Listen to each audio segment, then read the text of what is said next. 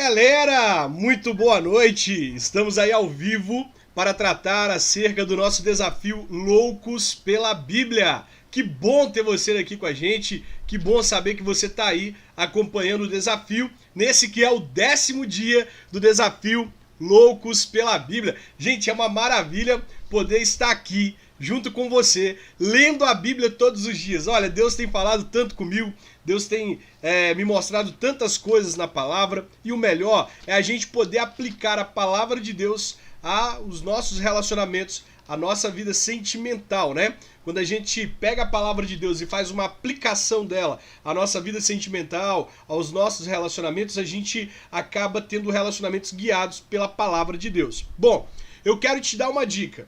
Daqui a pouquinho, assim que a nossa live terminar, assim que a live do Facebook, do YouTube, do Instagram terminar, eu vou voltar ao vivo lá no Instagram para eu poder fazer o sorteio de 2 camisas do Namoro com Propósito, tá bom? Bom, para você poder participar do sorteio com as 2 camisas do Namoro com Propósito, basta você ir lá no nosso story, sabe? Você vai no story do Namoro com Propósito e você vai encontrar lá a imagem das 2 camisas. Você clica nessas 2 imagens e você pode ir para a publicação das imagens lá para você poder ver quais são as regras, cumprir as regras antes que termine a nossa live e a gente faça de fato o sorteio, tá bom? Hoje nós vamos orar pedindo a Deus que nos ajude a enxergar não a aparência das pessoas, mas o propósito das pessoas, sabe?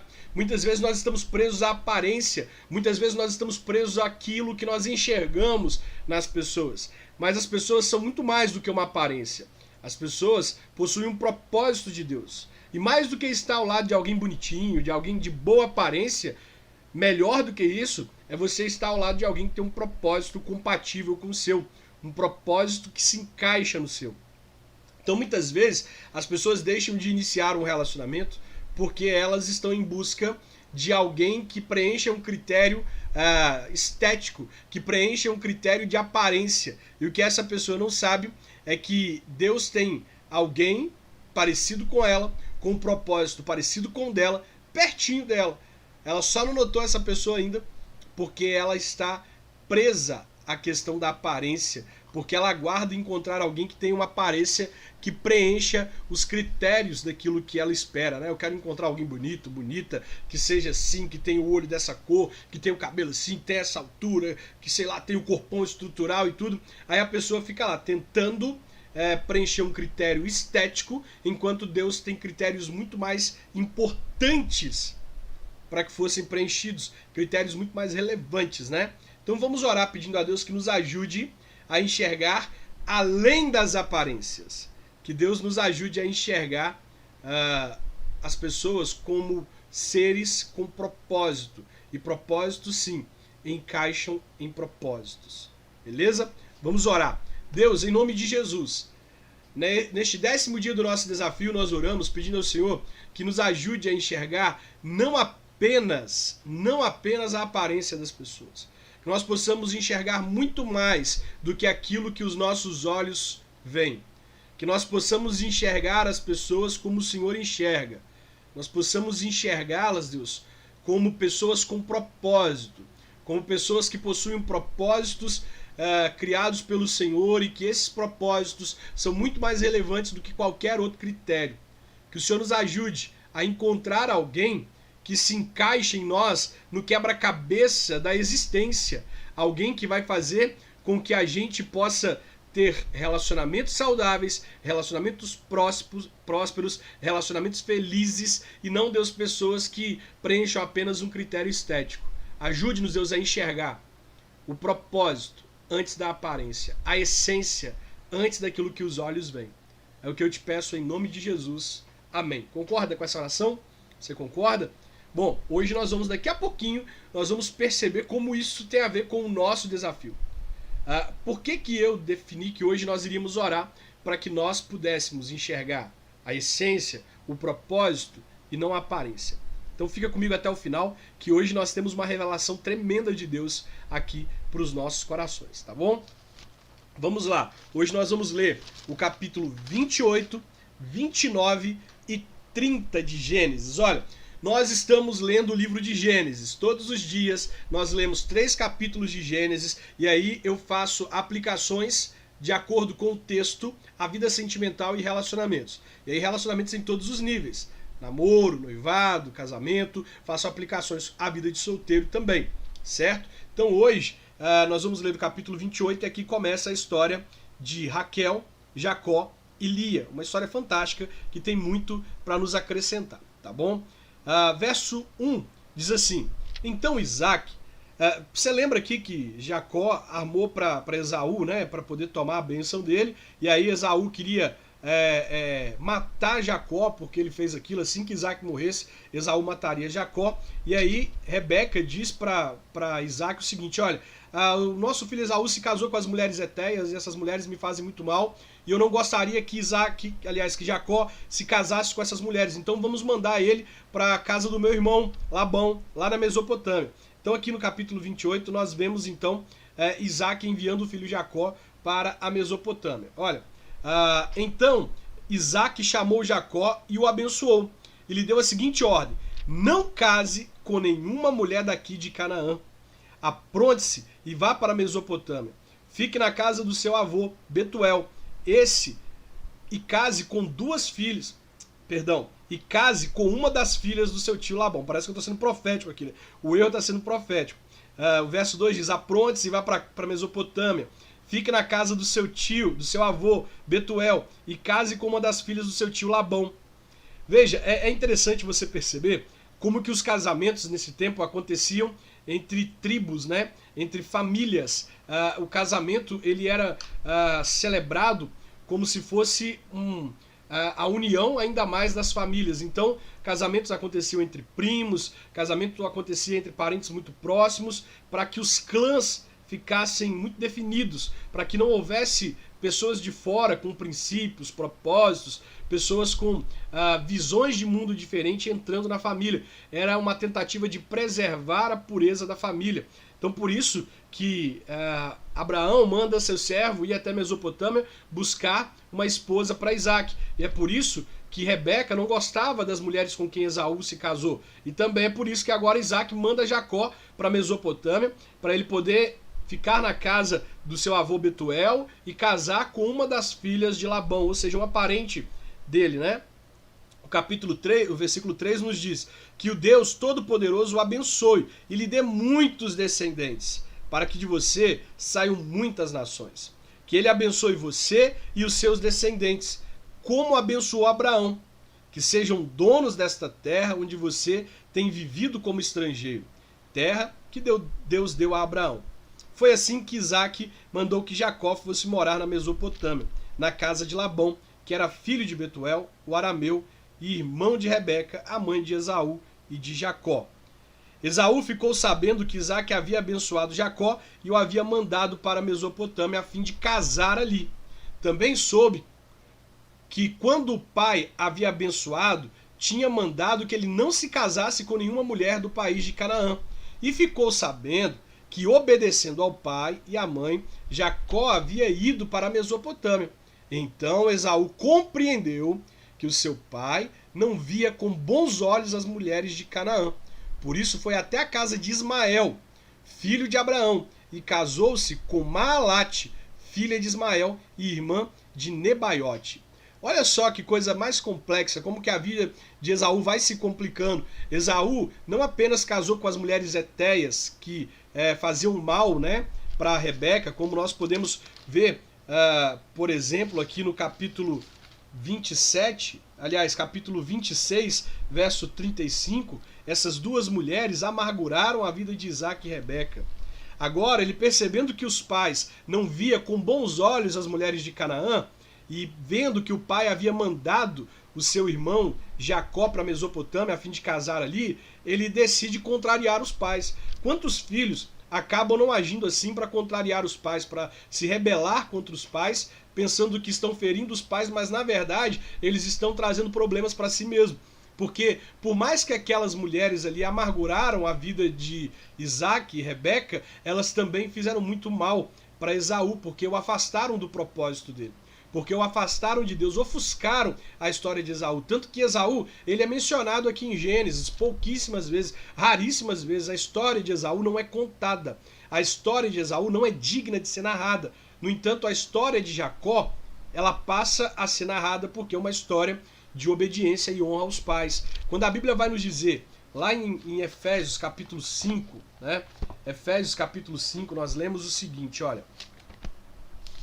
Em Efésios 5, Efésios 6, verso 1, a Bíblia diz: Filhos, o dever cristão de vocês é obedecer o seu pai e a sua mãe, pois isso é certo. Como dizem as Escrituras, respeite o seu pai e a sua mãe. E esse é o primeiro mandamento que tem uma promessa, a qual é: faça isso a fim de que tudo corra bem para você e você viva muito tempo na terra. Quando nós lemos esse texto, nós percebemos que a honra está diretamente ligada à longevidade, a uma vida longa sobre a terra, e não apenas isso. Também está ligada à prosperidade, porque quando nós honramos e obedecemos os nossos pais, nós temos vida longa e tudo que a gente faz prospera. Quando Esaú decide não honrar os pais, casando com as mulheres hetéias e mais tarde casando com as mulheres de Ismael, que Abraão havia separado de Isaac, sabendo que os pais não via aquelas mulheres com bons olhos, ele acaba atraindo sobre ele o peso da desonra. E por isso ele não é citado, por isso a história dele não é narrada aqui na Bíblia como a ênfase na história de Jacó, né? Verso 10. Jacó saiu de Berseba a fim de ir para Harã. De tardinha, ele chegou a um lugar sagrado e passou a noite ali. Que lugar sagrado é esse que Jacó passa? O lugar sagrado por onde Jacó passa nada mais é que um daqueles lugares onde Abraão havia edificado altares. Olha que coisa tremenda.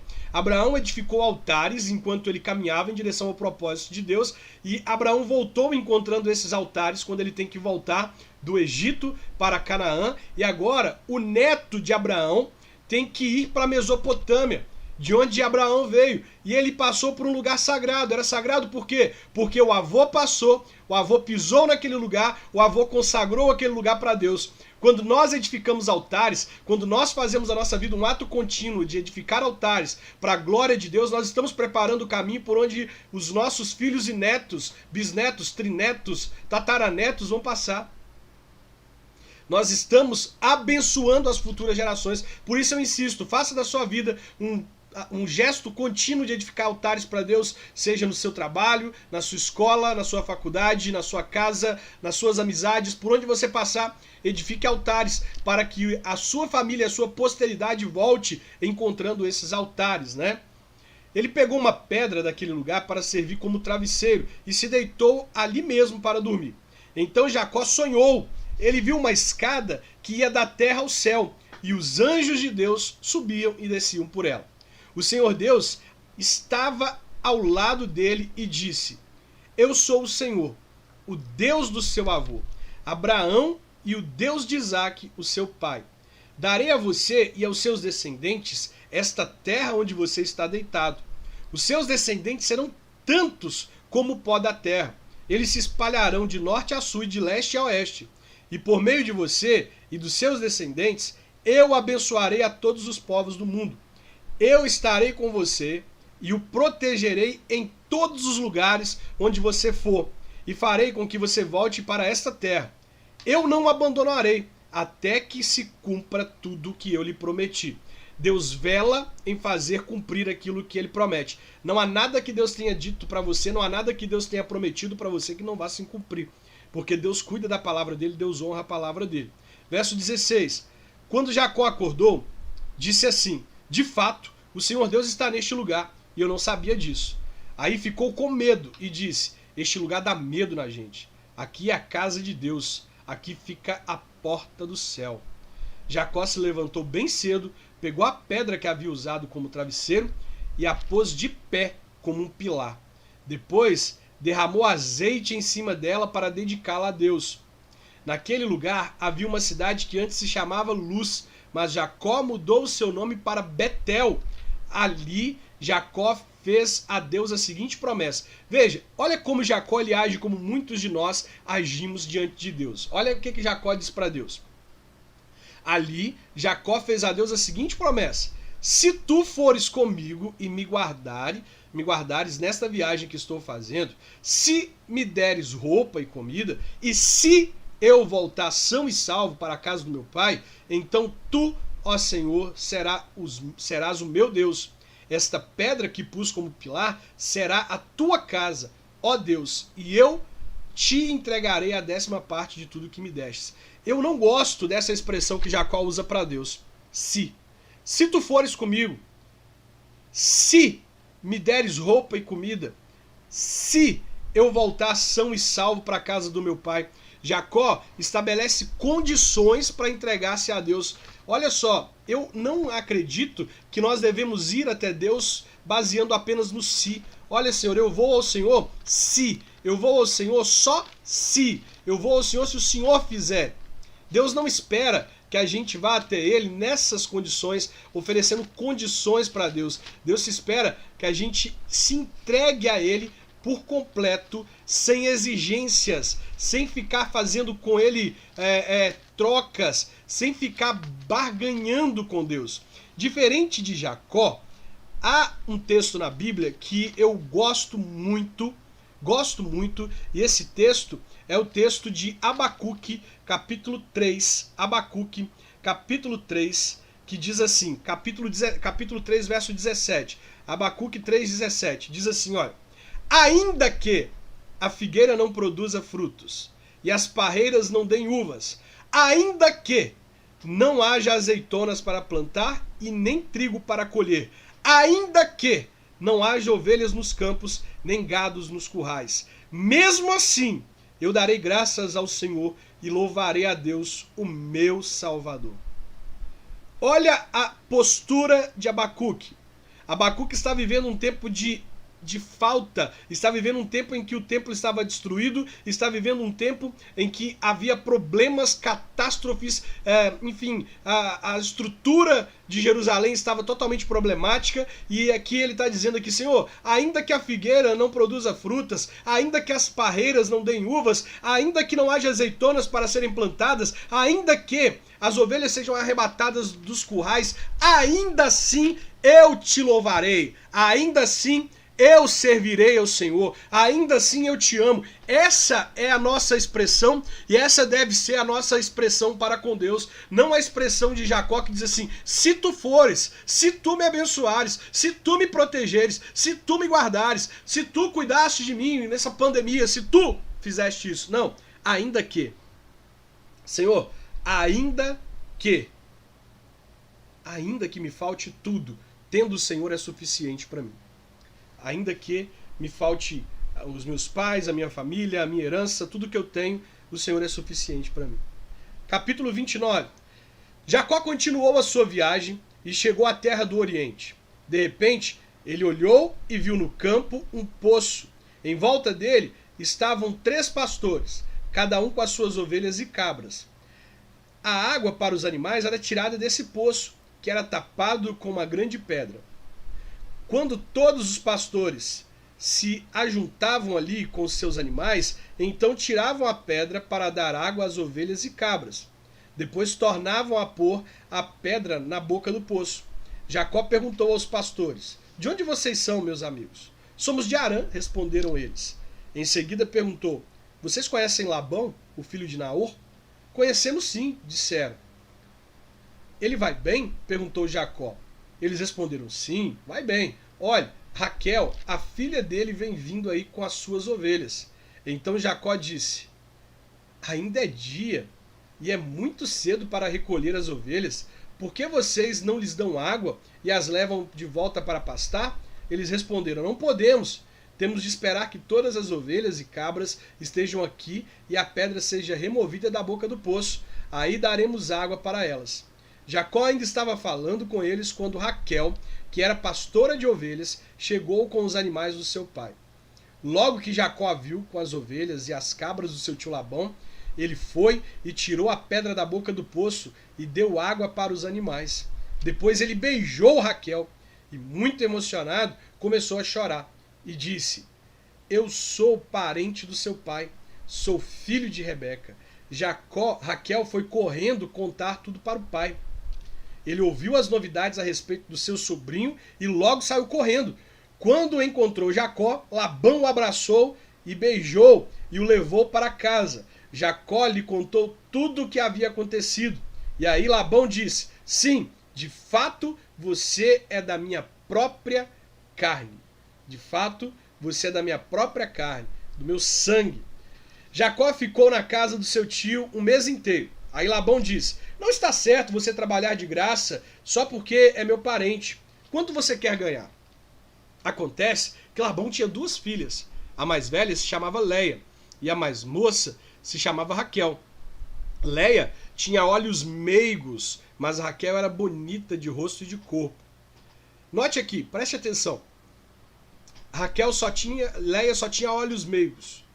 Ela não era bonita, ela não tinha uma boa aparência. Fisicamente, esteticamente, ela não preenchia os critérios de beleza daquele tempo, talvez nem do nosso tempo. Alguns escritores bíblicos ousam dizer que a palavra meigos aqui seria a tradução para vesga, para você ter uma ideia. Essa meiguice estaria na sua dificuldade, às vezes, de enxergar. E por ela ser vesga, ela era meiga, tinha olhos meigos, né? Mas Raquel não, Raquel era bonita. Ela era bonita de rosto e de corpo. Ela preenchia os padrões estéticos daquela época e talvez preenchesse os padrões estéticos do nosso tempo. Como Jacó estava apaixonado por Raquel, respondeu: trabalharei 7 anos para o Senhor a fim de poder me casar com Raquel. Labão disse: eu prefiro dá-la a você em vez de um estranho. Fique aqui comigo. Assim Jacó trabalhou 7 anos para poder ter Raquel. Mas porque ele amava, esses anos pareceram poucos dias. Veja, Jacó trabalha 7 anos para poder pagar o dote de Raquel. E esses 7 anos, imagine 7 longos anos. Tem pessoas aí que estão namorando há 1, 2 anos e já estão querendo casar. Jacó, ele trabalha para poder ter a oportunidade de se casar com Raquel. Ele trabalha para poder começar a ter intimidade física com Raquel. Ele não a beijava, ele não a abraçava, ele não tinha contato físico com ela, ele apenas a via, apenas conversava com ela e muito provavelmente sobre a guarda de uma pessoa que era a ama, a babá de Raquel, que essas mulheres naquele tempo eram super protegidas, elas não andavam sozinhas e ainda assim, esses 7 anos passam como poucos dias. O que isso nos diz? Isso nos diz que quem ama espera. Isso nos diz que quem conhece o seu valor, quem reconhece de fato que você é valiosa, é valioso, espera o tempo certo para poder estar com você intimamente e é esses dias, esse tempo que passa, independente se são dias, meses ou anos, passa como se fosse pouco tempo, porque essa pessoa está mais interessada em mostrar o quanto você é importante, te esperando, te valorizando, cuidando de você, honrando você, respeitando os seus princípios, colaborando para que você esteja mais perto de Deus, colaborando para que você seja mais santo e mais santa, do que em querer te tocar, em querer te abraçar, em querer ter intimidade com você. A pessoa, ela quer preservar mais a sua alma do que o seu corpo, ela se importa mais com você do que com o que você pode oferecer. E por isso Jacó, ele está aqui, trabalhando há 7 anos por Raquel. Mas esses 7 anos passam como se fossem poucos dias. Sabe por quê? Porque quem ama, espera. Quem ama, espera o tempo certo das coisas acontecer. Quem não ama, quer tentar antecipar as coisas. Quer saber se alguém te ama de verdade? Se essa pessoa te pressiona para ter sexo, essa pessoa não te ama de verdade. Porque se ela te amasse, ela entenderia que as coisas acontecem no seu tempo. E se ela te ama, ela quer com você não só um momento, não só uma relação passageira. Ela quer com você uma relação duradoura. Uma relação que vai ser um namoro, um noivado e um casamento. E se ela quer casamento com você, ela não tem pressa para ter o seu corpo.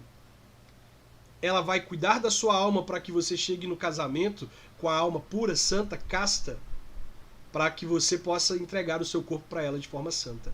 Ela não vai te apressar, ela não vai te pressionar, ela não vai fazer com que você quebre os seus princípios, porque ela tem paciência para esperar o tempo certo. Ela tem paciência.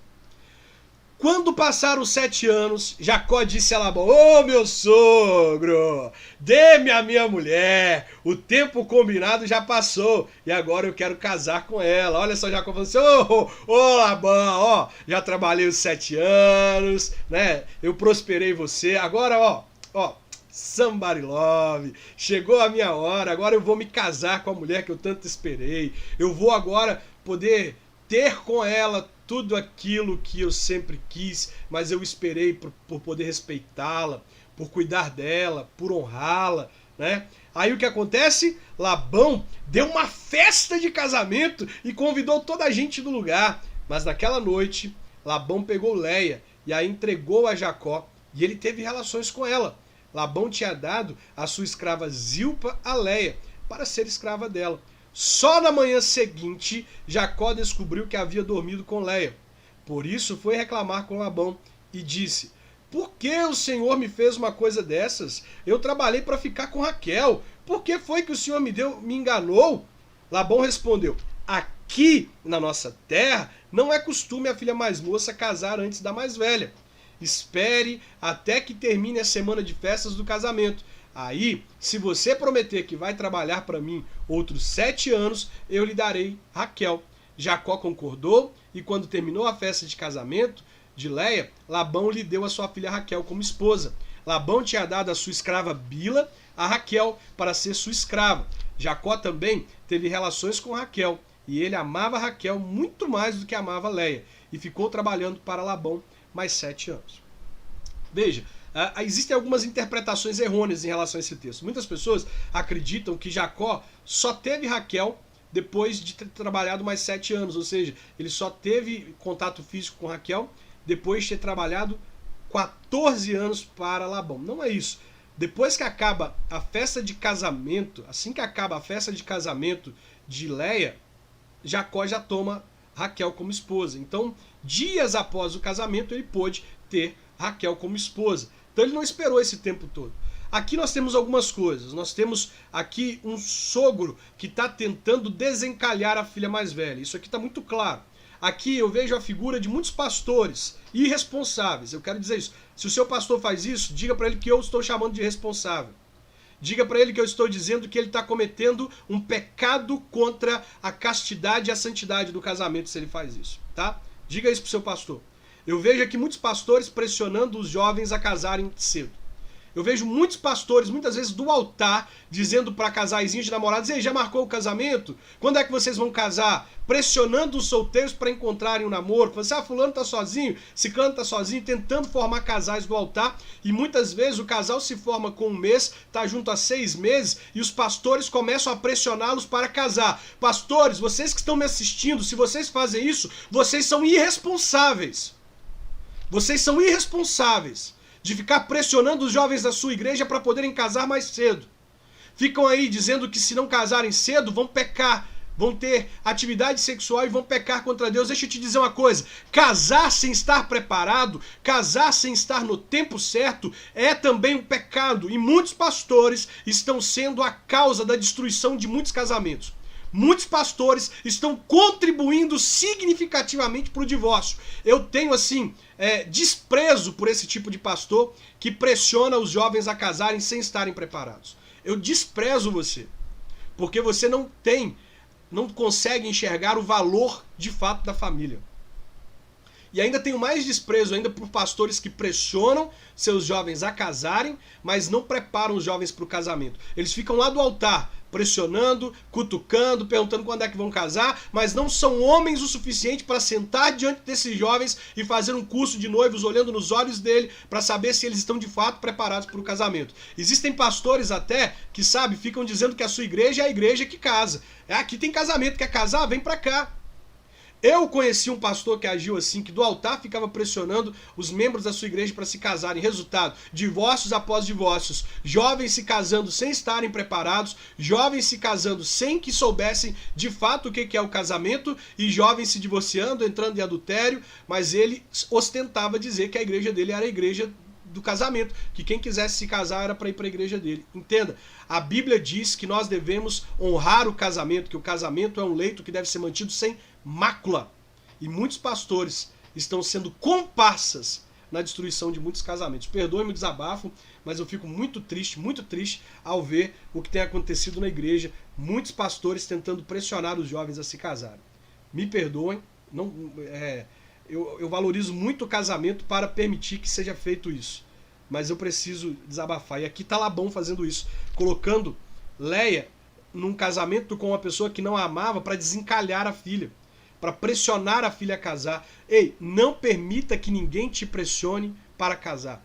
Não dê um passo em direção ao casamento por pressão social. Não dê um passo em direção ao casamento por causa do pastor. Não dê um passo em direção ao casamento por causa da idade. Não dê um passo em direção ao casamento porque a tia, sei lá, fica lá no final do ano perguntando: e aí, já casou? E aí, quando é que vai apresentar o namoradinho pra gente? Não dê um passo em direção ao casamento sem que você de fato esteja preparado. Porque ninguém que te pressionou para casar, a igreja, o pastor, a sociedade, os amigos, ninguém vai estar com você para colher os resultados de um casamento frustrado por falta de preparo.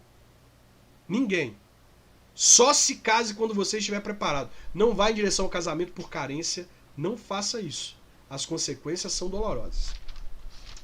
E aí, né, voltando aqui. Opa! Oh, meu Deus! Segura eu, porque hoje o negócio tá aqui, né? Voltando aqui, nós precisamos ver que Raquel era a mulher que Jacó amava. Isso está muito claro. Está muito claro que Leia ela não tinha os requisitos que preenchessem um padrão estético que agradasse a Jacó. E talvez não preenchia os padrões estéticos de nenhum homem na sua terra, porque senão ela já estaria casada. Afinal, Labão, Betuel eram homens de posses, eram homens que atraíam pessoas para casamento, tá bom? E por ela não ter se casado, fica muito claro que ela era rejeitada, desprezada.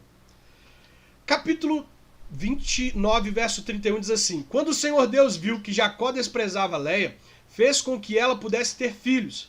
Tá vendo a palavra desprezada? Gente, anote aí, você tá anotando? Você tá com a sua Bíblia? Você tem caneta?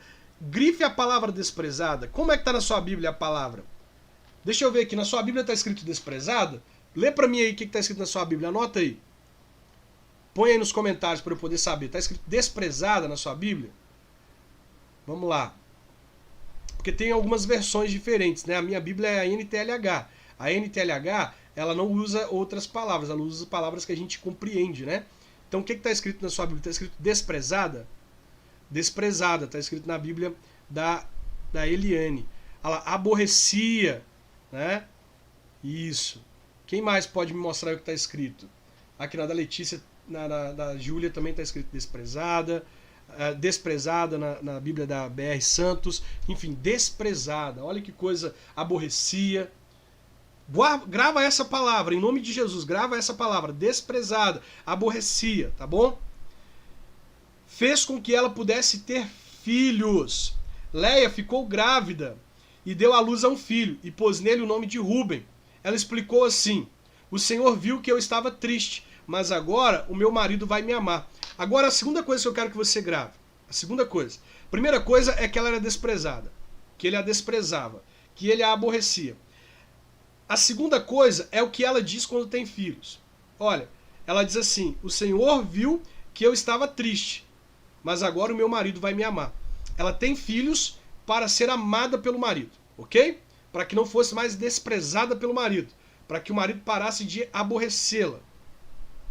Verso 33. Leia ficou grávida outra vez e teve outro filho, a quem deu o nome de Simeão.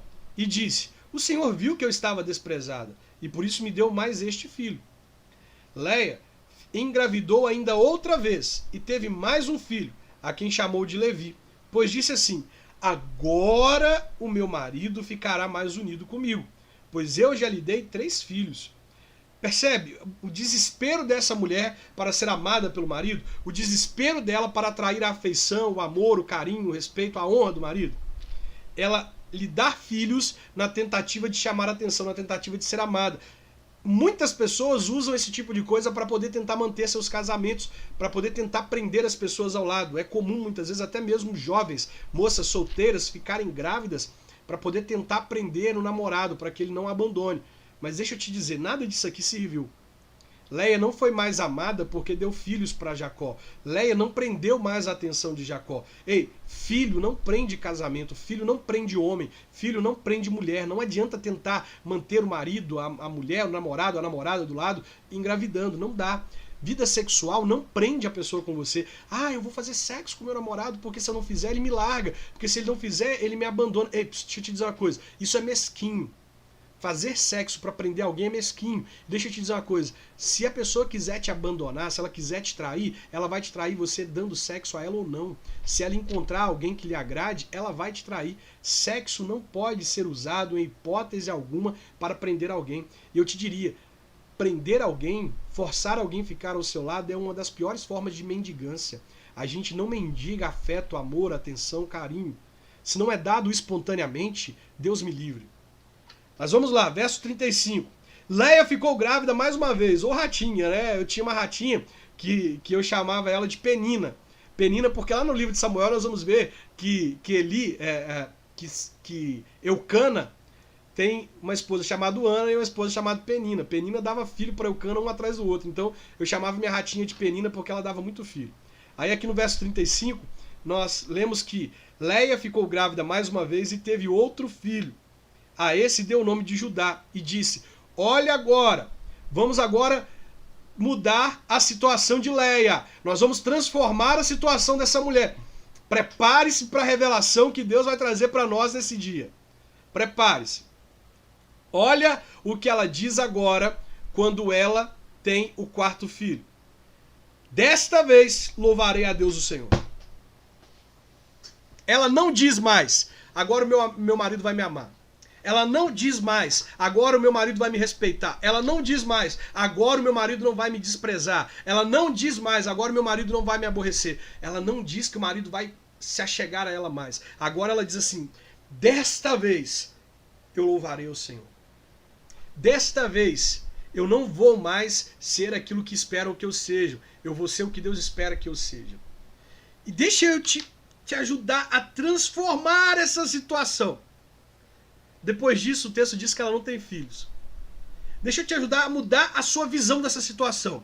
Eu disse para você anotar que ela era o quê? O que Jacó fazia com ela? Escreve aí, gente, pelo amor de Deus. Escreve aí o que Jacó fazia com Leia. O que Jacó fazia com Leia. Anota aí. Ela era o quê? Leia era o quê? Anota aí, gente, me ajuda. Leia era... Anota aí que eu vou te mostrar como que essa situação muda. Primeiro que anotar que ela era desprezada. Isso, Niede. Desprezada. Isso aí, Tainá. Desprezada. Valéria, isso aí. Ela era desprezada. Agora veja o verso 35 de novo. Olhe para esse verso de outra forma. Leia ficou grávida mais uma vez e teve outro filho. A esse deu o nome de quem? A esse deu o nome de Judá. A este deu o nome de Judá. Vem comigo em Mateus capítulo 1. Vem comigo em Mateus capítulo 1. Os meus olhos se enchem de lágrimas quando eu leio isso aqui. Mateus capítulo 1, pessoal. Mateus capítulo 1, verso 1, diz assim: esta é a lista dos antepassados de Jesus Cristo, descendente de Davi, que era descendente de Abraão. Abraão foi pai de Isaque, Isaque foi pai de Jacó, e Jacó foi pai de Judá. Olha que coisa tremenda! A mulher que era desprezada, a mulher que estava aborrecida, a mulher que estava abandonada, foi abandonada pelos homens da sua época, foi abandonada pelo pai, pressionada a casar pelo pai. Ela é a mulher que deu à luz a semente do nosso Salvador. A desprezada pelos homens foi amada por Deus. A desprezada pelos homens foi amada por Deus. Preste atenção no nosso propósito de oração hoje. Nós precisamos enxergar além do que os olhos podem ver, porque aquilo que é desprezível aos olhos humanos, aquilo que aos olhos humanos não tem valor, isso é a loucura de Deus para confundir o mundo. Gente, a mulher que era desprezada pelo seu marido, a escolhida pelo Eterno, o Todo-Poderoso, o Senhor dos céus e da terra, para ser a mulher que daria luz à semente do seu filho. Jesus é o leão da tribo de Judá. Ei, ela foi amada pelo Todo-Poderoso, ela foi amada pelo Eterno. E isso nos mostra de forma muito clara que, independente daquilo que os homens pensam a nosso respeito, independente do que eles imaginam, independente do que eles fazem, nós somos amados pelo Eterno, nós somos amados pelo nosso Salvador. Que coisa maravilhosa! Que coisa linda! Leia, a desprezada, aborrecida, abandonada, foi amada pelo Senhor dos céus e da terra. Ela não foi esquecida pelo Senhor. Deus tinha um plano para a vida dessa mulher, e a semente de Leia trouxe ao mundo a esperança da humanidade. Oh, meu Deus, isso enche o meu coração de alegria, isso enche o meu coração de esperança. Isso me faz dizer para você o seguinte: olhe menos para a aparência e tente enxergar o que Deus enxerga na vida das pessoas. Tente enxergar o que as pessoas têm de maior valor. Talvez você está desprezando alguém aí que te ama, que está fazendo de tudo por você, que está tentando ser notado por você, e você está desprezando essa pessoa porque essa pessoa não preenche um padrão estético de beleza, que você está agarrado a essa bobagem.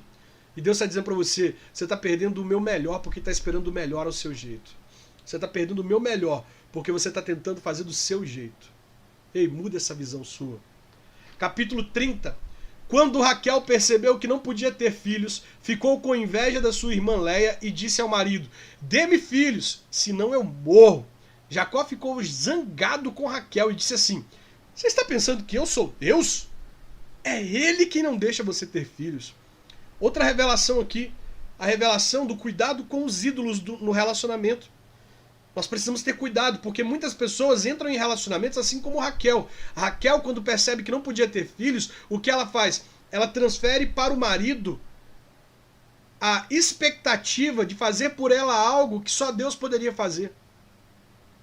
A resposta de Jacó é dizer para ela assim: você está pensando que eu sou Deus? É ele quem não deixa você engravidar, ele que não deixa você ter filhos. Jacó está dizendo para Raquel assim: ei, você está esperando de mim algo que só o Eterno pode fazer por você. Você está esperando de mim algo que eu não tenho condições de fazer por você. Eu não posso te dar filhos se o Senhor não autorizar. Não adianta você esperar que seu namorado ou sua namorada te preencha, ele te torne pleno, ele faça com que você seja completo, ele faça com que você tenha tudo que você esperou encontrar em alguém, em um relacionamento. Porque isso só Deus pode fazer por você. Você precisa ser cheio de Deus antes de entrar em um relacionamento, para que você não espere que as pessoas façam por você o que só Deus pode fazer. Você precisa ser cheio de Deus para não ser escravo das suas expectativas em um relacionamento e para não esmagar as pessoas com as suas expectativas. Pessoas que esperam que o outro faça por elas o que só Deus pode fazer, esmagam os outros com as suas expectativas. Raquel estava esmagando Jacó, dizendo assim: se você não me der filhos, eu morro. E Jacó foi sábio aqui ao dizer para ela assim: opa, não sou eu que estou impedindo você de ter filhos, é o Eterno. Não transfira para mim a responsabilidade que é dele. Não transfira para mim aquilo que só ele pode te dar. E você precisa ser sábio e ter discernimento ao ponto de perceber se alguém com quem você se relaciona não está transferindo para você a responsabilidade que só Deus tem. Se não está transferindo para você a função de ser pleno, completo, se não está exigindo demais de você, quando só Deus pode fazer isso. Verso 3. Então Raquel disse: aqui está a minha escrava Bila. Tenha relações com ela. Quando ela tiver um filho, será como se fosse meu. Desse modo, eu serei mãe por meio dela. Aí o que acontece? Assim Raquel deu a Jacó a sua escrava Bila para ser a sua concubina. E ele teve relações com ela. Bila ficou grávida e deu a Jacó um filho.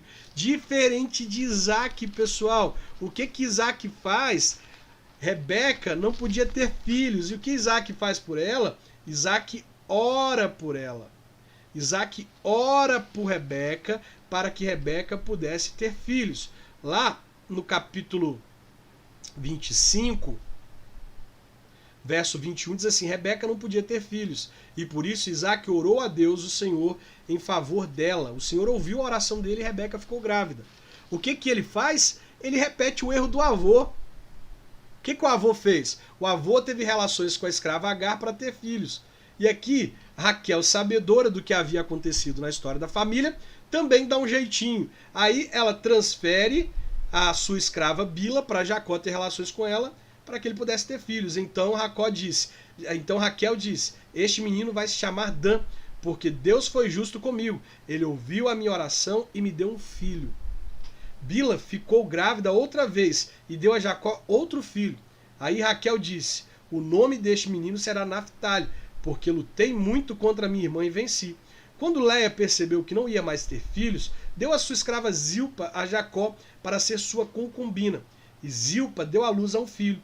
Então Léia disse: que sorte, este menino vai se chamar Gade. Depois Zilpa deu a Jacó outro filho. E Léia disse: como sou feliz, agora as mulheres dirão que sou feliz, por isso o menino vai se chamar Aser.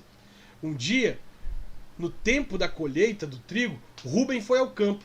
Ali achou uma das mandrágoras e levou para Léia, a sua mãe. Quando Raquel viu isso, disse a Léia: por favor, dê-me alguma das mandrágoras que o seu filho trouxe.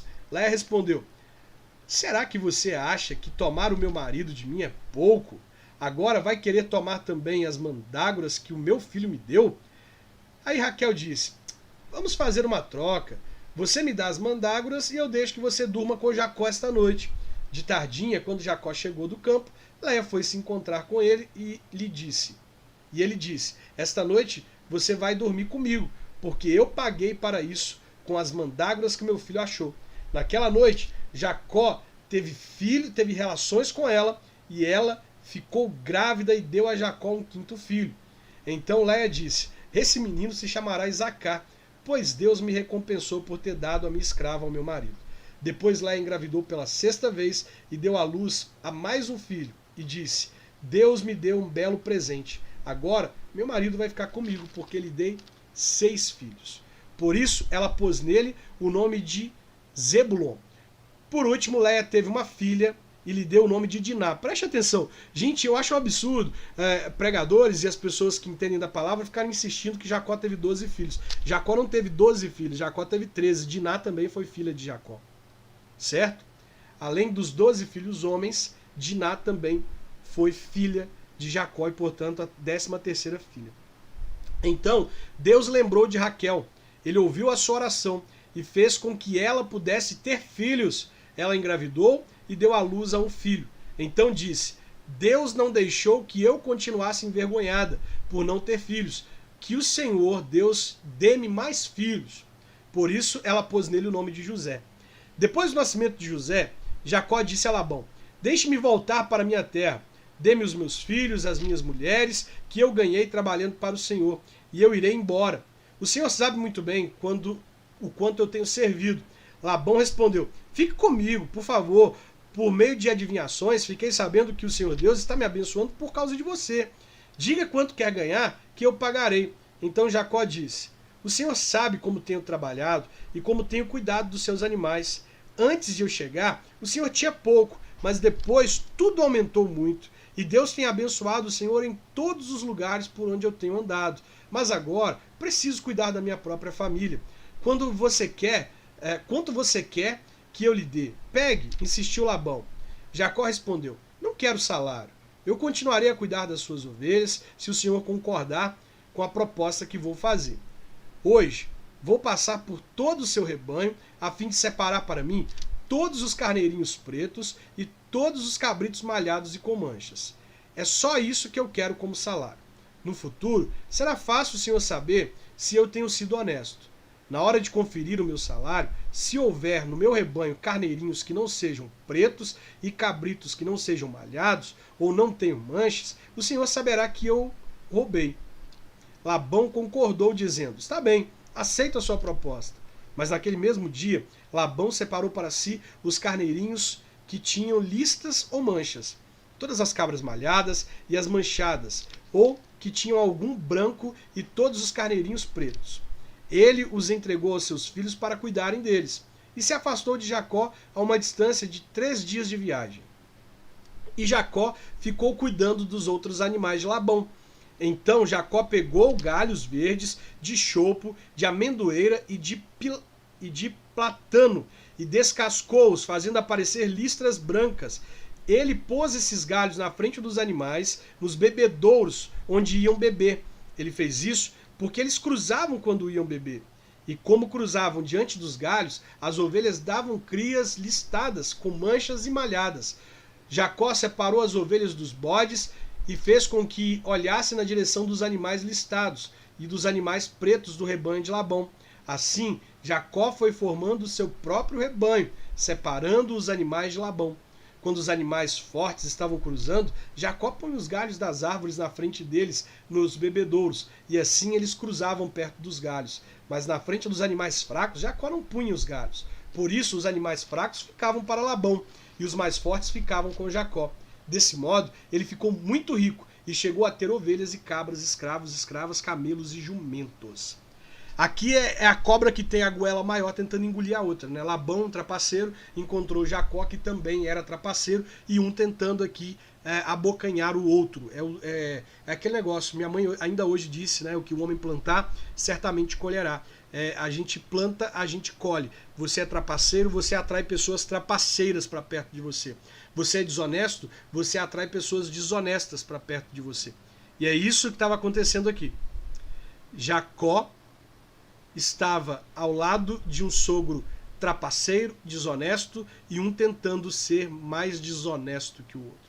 Pessoal, essa foi a nossa live de hoje. Nosso maior aprendizado aqui foi, de fato, tentar encontrar a essência das pessoas ao invés de olhar para a aparência delas.